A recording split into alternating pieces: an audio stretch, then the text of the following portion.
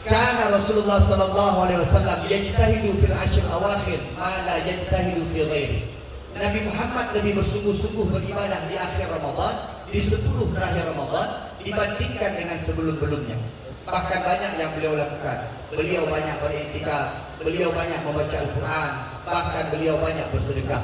Maka hari ini, mulai momen yang sangat penting ini, mari kita berjuang bersama-sama untuk agama kita. Berjuang dalam segi manapun. Ustaz Junaidi tak suka politik. Ustaz Junaidi berjuang dengan dakwahnya.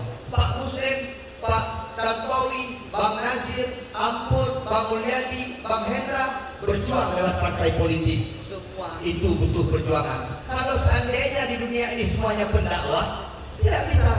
Seandainya di dunia ini semuanya politik, tidak bisa. Kita punya porsi masing-masing untuk berjuang di jalan Allah Subhanahu wa taala. Dan